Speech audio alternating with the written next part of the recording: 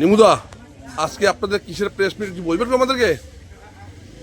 প্রথমেই চলতি বাংলা শুভ নববর্ষে এবং আজকে আমাদের বিশ্বকবি রবীন্দ্রনাথ ঠাকুরের জন্মজয়ন্তী উপলক্ষে সমগ্র চ্যাংরাবান্ধাবাসীকে জানাচ্ছি অনেক অনেক অভিনন্দন। এবং আজকে অ্যাকচুয়াল বলতে আমরা প্রেস মিট করছি না, আমরা আপনার সমাচারের মাধ্যমে আমরা আপনাদের জানাচ্ছি যে সমগ্র চ্যাংরাবান্ধাবাসীকে জানাচ্ছি যে আগামী 13ই মে বাংলা 29শে বৈশাখ থেকে শুরু হচ্ছে আমাদের চ্যাংরাবান্ধা বিশ্বশান্তি মহানাম যজ্ঞ কমিটির উদ্যোগে 64 প্রহরব্যাপী মহানাম সংকীর্তন, এছাড়া রয়েছে অষ্টকালীন কীর্তন, এছাড়া মহা উৎসব। আমাদের অধিবাস 23 তারিখে মানে 13ই মে 29শে বৈশাখ, সেই অধিবাস উপলক্ষে আমাদের বিকেল 4টার সময় একটা শোভাযাত্রা হবে আমাদের চ্যাংরাবান্ধা ব্যবসায়ী সমিতি পুজো মণ্ডপ থেকে বিসর্জন ঘাট পর্যন্ত। তো আপনার চ্যানেলের মাধ্যমে আমরা সারা চ্যাংরাবান্ধাবাসীকে আমন্ত্রণ জানাচ্ছি। প্রতি বছরের নয়, এবছরও আমরা বিশ্বশান্তি মহানামযজ্ঞ আমরা অনুষ্ঠিত করতে চাইছি।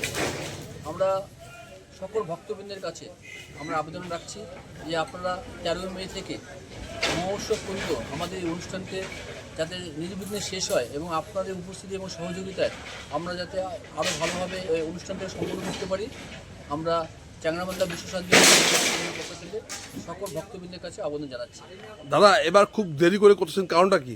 দেখুন, আমরা দেরি করছি, বিগত যে বিধানসভা নির্বাচন হয়ে গেল, আমরা প্রতি বছরই আমরা পয়লা বৈশাখে আমাদের এই বিশ্বশান্তি মহানামযজ্ঞ থাকে, কিন্তু যেহেতু এবার নির্বাচন ছিল, আমাদের বিভিন্ন যারা কমিটি যারা আছেন সদস্যরা তারা কিন্তু বিভিন্ন রাজনৈতিক দলের সঙ্গে যুক্ত। তাছাড়া রাজনীতির সময় এই কীর্তনটা ঠিক ভালোভাবে হবে না বলে আমরা সিদ্ধান্ত নিয়েছিলাম যে ইলেকশনের পর, রেজাল্ট আউটের পরে আমরা এই কীর্তনটা করব। সেই অনুসারে আমরা সমস্ত যারা সদস্য আছে সকলভাবে সিদ্ধান্ত নিয়ে আমরা চেষ্টা করেছি যাতে কীর্তনটা সবার সামনে উপস্থাপন করা যায়। তাই আমরা 13ই মে থেকে এই কীর্তনটা শুরু করবো বলে আমরা ঘোষণা করে দিয়েছি। না, আপনাদের কীর্তন যে করবেন, এখন জমি নিয়ে কি সমস্যা ছিল মণ্ডপের জন্য? না, দেখুন, আমাদের তো নবনির্মিত পূজা মণ্ডপ, এটা দুর্গাপূজা মণ্ডপটা ইতিমধ্যে কাজ শুরু হয়েছে। মণ্ডপে কিছুটা সমস্যা ছিল, এই মুহূর্তে মণ্ডপের কাজ চলছে। আপাতত আমরা যিনি ঠিকাদার আছেন তাকে আমরা একটু অনুরোধ করেছি যে কয়েকদিনের জন্য এই মণ্ডপটি আমাদের দিয়ে দেওয়ার জন্য, তারপর উনি মানে যে ওনার কাজটা উনি করবেন। এই জন্য আমাদের কি, যেহেতু নবনির্মিত মণ্ডপে কাজ হচ্ছে, সেটাও একটা কারণ যার জন্য আমাদের কিন্তু এই মণ্ডপে আমাদের কীর্তন করাটা একটু অসুবিধা হচ্ছিলো। তবুও ঠিকাদারকে বলে এবং আমরা কমিটির সিদ্ধান্ত মোতাবেক কিন্তু আগামী 13ই মে থেকে আমাদের এই অনুষ্ঠানটা শুরু হচ্ছে। দাদা, কদিন হবে কীর্তন? মানে 64 প্রহরব্যাপী আমাদের মহানাম সংকীর্তন, একদিন হচ্ছে অষ্টকালীন কীর্তন, এছাড়াও রয়েছে মহা উৎসব। আমরা আপনার চ্যানেলের মাধ্যমে সমগ্র চ্যাংরাবান্ধাবাসী এবং সমগ্র ভক্তবৃন্দ অনুরোধ করব, আসুন আগামী 13ই মে থেকে আমাদের যে অনুষ্ঠান শুরু হচ্ছে, যে মহানাম সংকীর্তন, আপনারা সামিল হন, সহযোগিতা করুন, পাশে থাকুন এবং সুষ্ঠুভাবে সম্পন্ন যাতে আমরা করতে পারি তার জন্য আপনারা আমাদের সহযোগিতা করবেন, এটুকু আমরা আশা করছি। কেমন সাড়া পাচ্ছেন এবার?